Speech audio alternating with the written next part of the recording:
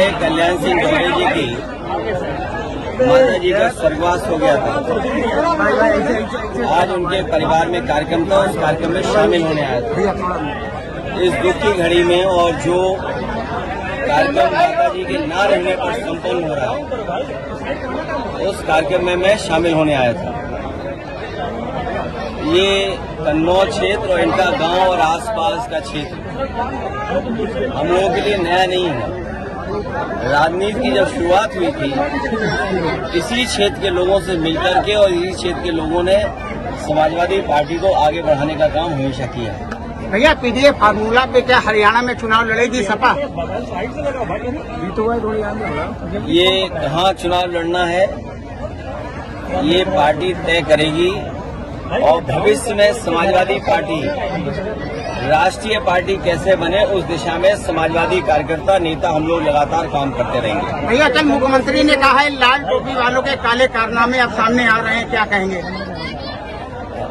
देखिए, कभी कभी लोगों को सदमा लगता है।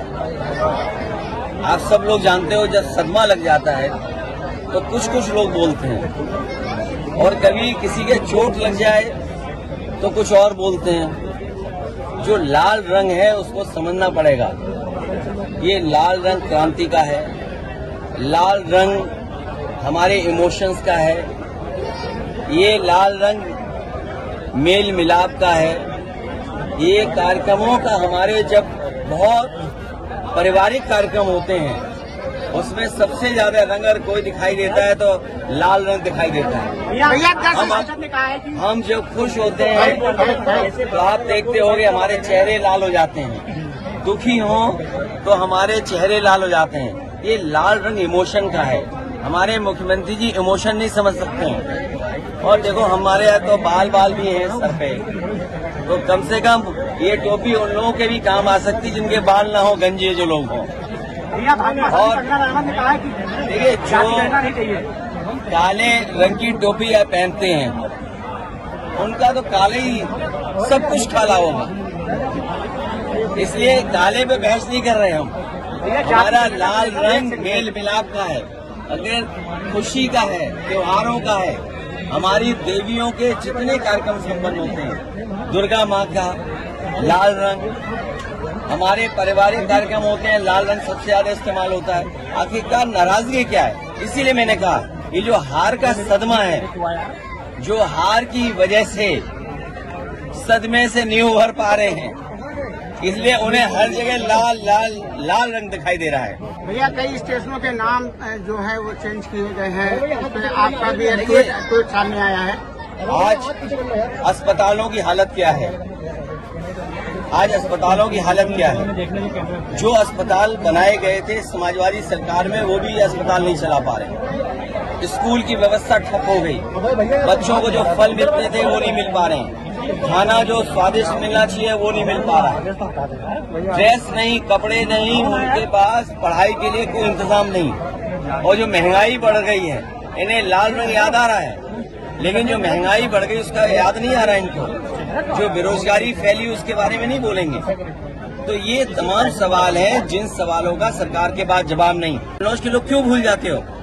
इसी जिले में एक बेटी को बताओ पिता क्या चाहता था। इसी जिले में क्या एक बेटी को नहीं लटका दिया गया, जान नहीं चलेगी उसकी? कोई चर्चा कर रहा है उसके बारे में? और बगल का जिला है, दो लोगों की जान गई, कि हत्या की गई, कि आत्महत्या कर ली। सरकार के पास क्या जवाब है? सरकार के पास कोई जवाब हो तो बताए सरकार। और यहाँ पर इसी जिले में क्या बेटी को एक फांसी पर नहीं लटका दिया गया? उसके परिवार वाले क्या संतुष्ट हैं उससे, जांच से? और केवल यही नहीं, 2 जिले नहीं, पूरे उत्तर प्रदेश में देख लो, हर दिन घटना हो रही है बेटी के ऊपर। छोटी छोटी बालिकाएं हैं, उनके साथ घटनाएं हो रही हैं। सरकार क्या कर रही है आखिरकार? सरकार इसीलिए जानबूझ करके इधर उधर वाली बात कर रही है, क्योंकि वो सरकार की जिम्मेदारी है कि सुरक्षित हमारी माताएं बहनें रहें। कोई दिन नहीं जा रहा जिस दिन चेन स्नैचिंग नहीं हो रही हो। सीसीटीवी में हम लोग देख रहे हैं, लगातार वो घटनाएं मिल रही हैं, सूचनाएं मिल रही हैं। आप देखिए, पूरे उत्तर प्रदेश में जो हमारे व्यापारी हैं, उनके यहाँ लूट हो रही, सुल्तानपुर में करोड़ों रुपए की लूट हो गई। सरकार क्या सो रही थी? सोचिए आप, दिन दहाड़े लूट हो गई, सीसीटीवी में कैद है, हर कैमरे पे चल रहा है, हर न्यूज चैनल पे चल रहा है। और उसके बाद ऐसा ही नहीं कि घटना और न हुई है उत्तर प्रदेश में, और जिलों से भी खबरें आ रही हैं कि जहां पर घटना इस तरह की लूट की हुई है। तो सरकार क्या सो रही है? क्या करे सरकार? अयोध्या में सर्किट रेट से जमीन बनाने का प्रस्ताव। देखिए, गरीबों से जब जमीन ले ली गई, जब गरीब ये मांग कर रहा था कि वहां पर सर्किट रेट बढ़ा करके 4 गुना और 6 गुना मुआवजा दिया जाए, तो सरकार ने वहां का न सर्किट रेट बढ़ाया, न किसानों को मुआवजा देने के लिए वो इंतजाम नहीं किया। और जब बड़े लोगों ने, कारोबारियों ने और खासकर बीजेपी के लोगों ने जमीन ले ली, बीजेपी के लोगों को मुनाफा मिले, वो ज्यादा पैसा कमाए, गरीब जो जानकार नहीं था, उसको जानकारी नहीं थी, वो सस्ते में जमीन बेच गया, सस्ते में ले ली। और अब जब जमीनें बीजेपी के लोगों के पास पहुंच गई, बड़े कारोबारियों के पास जमीन पहुंच गई, तो सर्किट रेट बढ़ाया जा रहा है जिससे उन्हें मुनाफा ज्यादा हो।